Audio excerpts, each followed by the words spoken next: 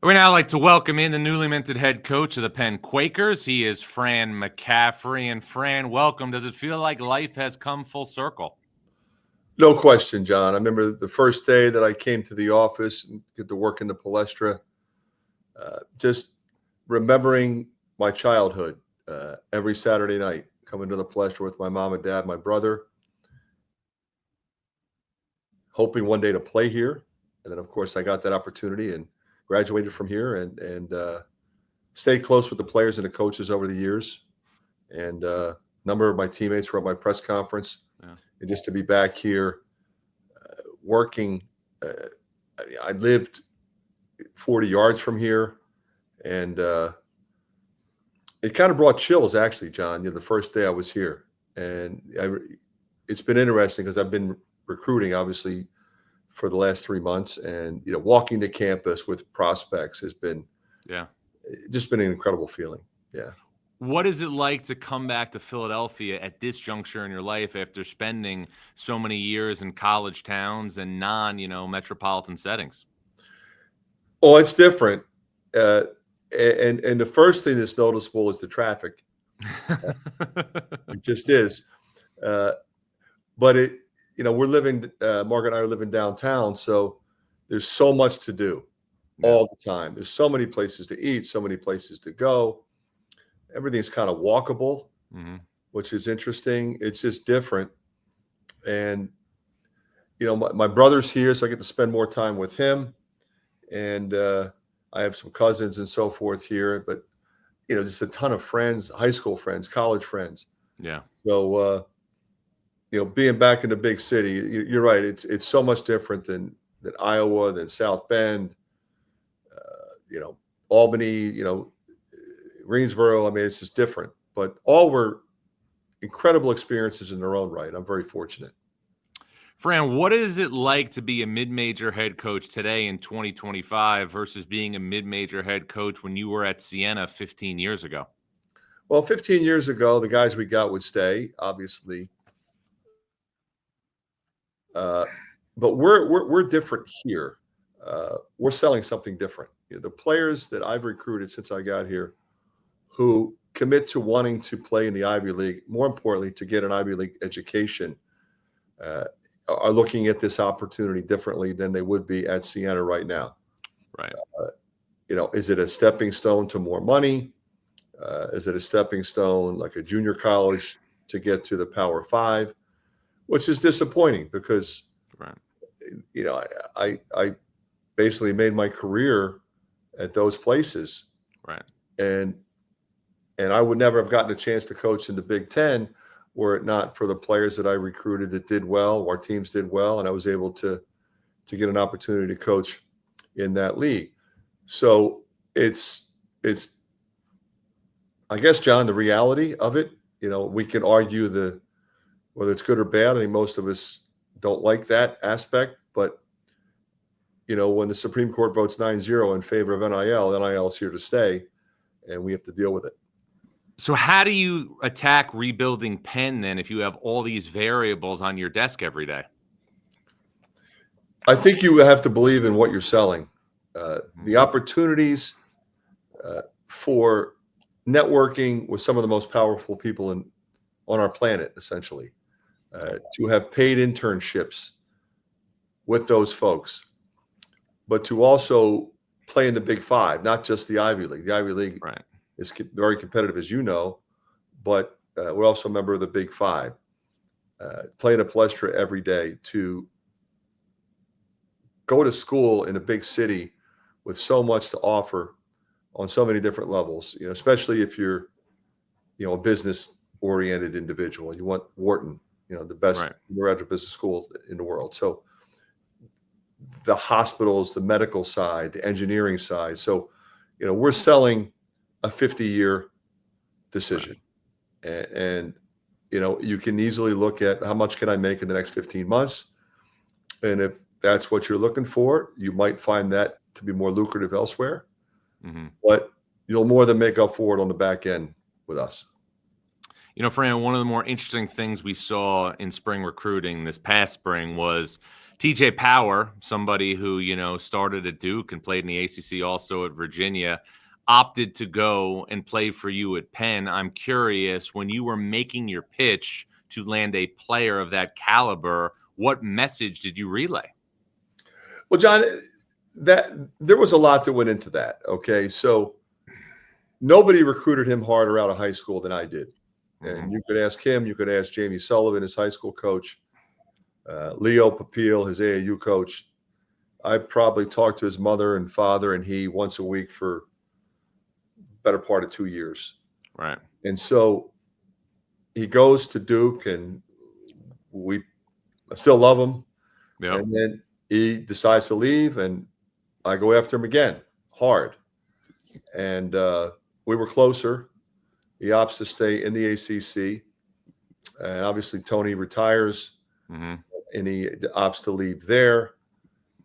And what was really moving experience for me, when it came to an end at Iowa, I got two of the warmest text messages from TJ's mother and father.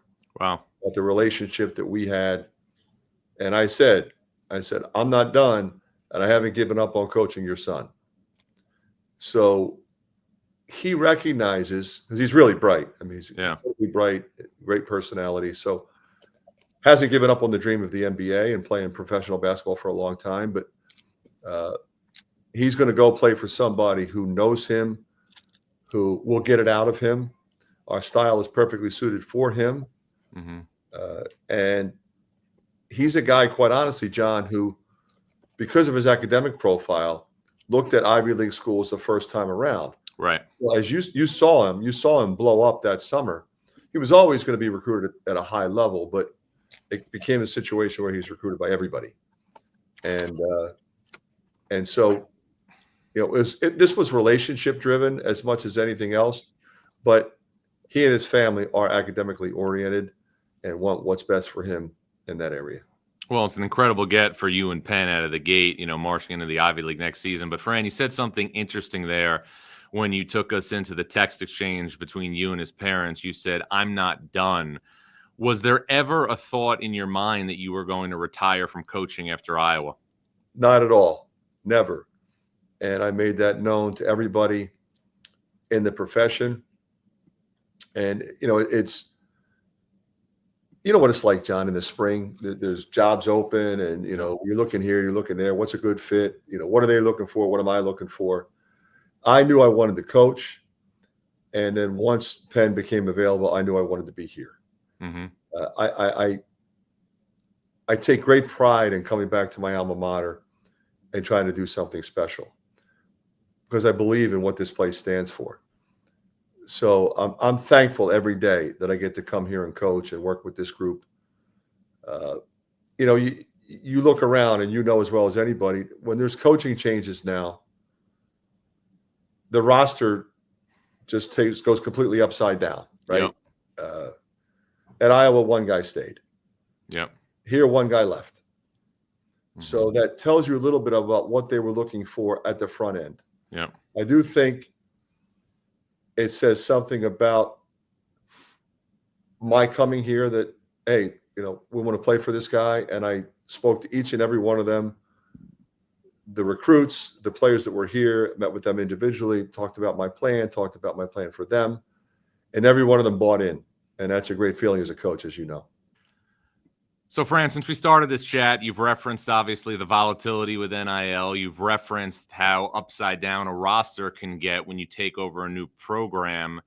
Your son, Connor, is an assistant at Butler, and he's at the front end of his career. As a parent, did you discourage him from going into college coaching, considering the volatility of the climate today?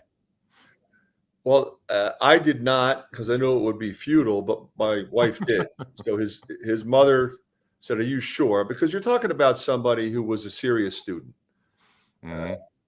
He prepared himself with options. He's 3.6, 3.7 in finance and political science, academic All Big Ten 5 times. So he could have gone to Wall Street, a number of different places. but it was inevitable that he was going to go down this path. When he was in kindergarten, John, he would walk down the hallway and on a landline, call me and ask what time practice was.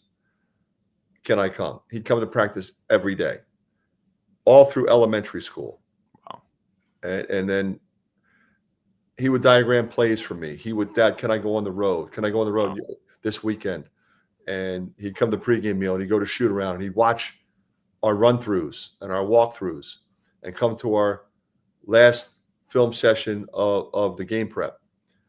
So, and then when he played, he was so incredibly cerebral and it impacted everybody else on the team in such a big way.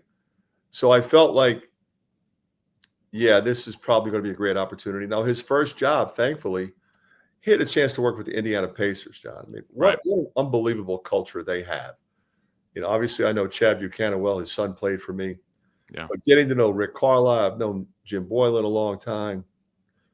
I mean, Lloyd Pierce and Jenny and all those guys, there's a reason why they were in the finals. And who knows, if Halliburton doesn't go down, they might win the whole thing. But what a great opportunity that was for him to go to practice every day and learn from those coaches. It's like getting a PhD in coaching. Right. And so it wasn't making any money really. But you know what? The value of that experience is unmatched. He knows what we do. He didn't need to come work for me. Right. So he knows how we do it. Now he knows how Rick Carlisle does it. He knows how Jim Boylan puts the defense in and Lloyd Pierce puts the offense in. Now he's working with Thad Matta. Right. And the coaches on that staff. So, I think he's prepared to keep moving up in this profession, and I'll be happy to watch him do it. And he was part of, multiple great teams that you had at Iowa during your tenure there. Fran, you're the all-time winningest coach in Iowa basketball history. How do you think years down the road you're going to look back and remember your time there? I'll look at it very fondly, John, because I coached some really great players with some really terrific people. Mm-hmm. And as you know, you get to this point in your career, your guys start getting married, and going to their weddings and watching them have 4 of their teammates in their wedding. Right.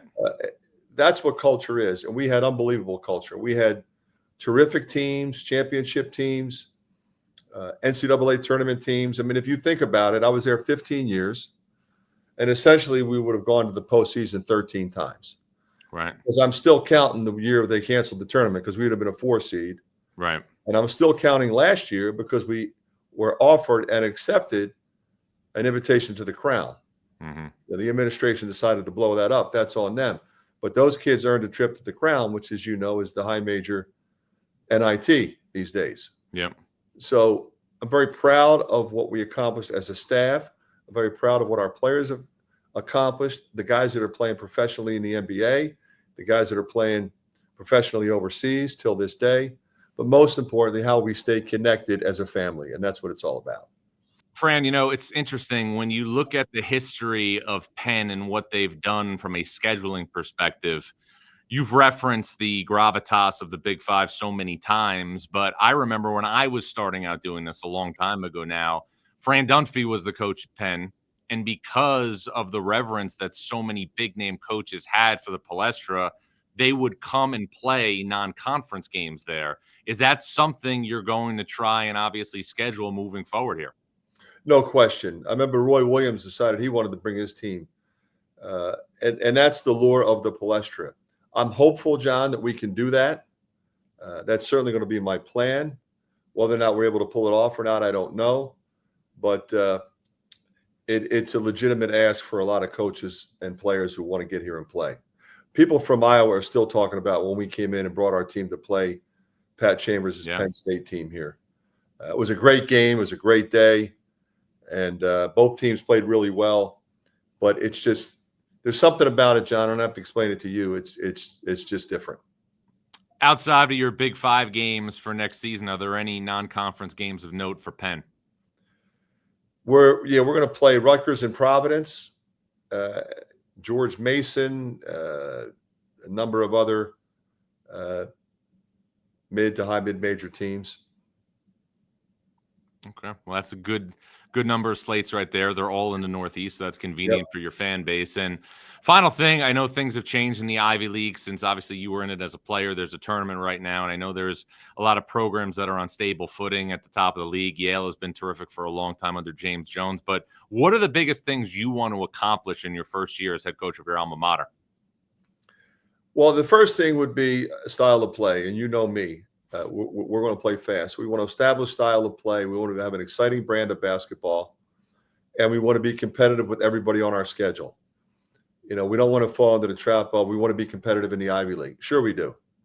But I want to be competitive in the Big Five. I want to be competitive no matter who we play. And why is that? Well, that's the way it should be, but it's also the way it was when I played here. Right. We had an expectation. If we went to Duke, which we did my junior year, we lost by 8 or whatever. No moral victory. Like, we're not happy we lost to Duke. We're supposed to beat Duke. Now, that's obviously more complicated these days. Sure. But nonetheless, it was sort of an attitude that we had, and I'd like to have it be the same. Well, Fran, congratulations on the job. I think it's an awesome fit. Really appreciate a couple of minutes, and as always, look forward to staying connected along the way. Always a pleasure, John. Thank you. You guys, Penn head coach Fran McCaffrey. We will return after this on Inside College Basketball Now.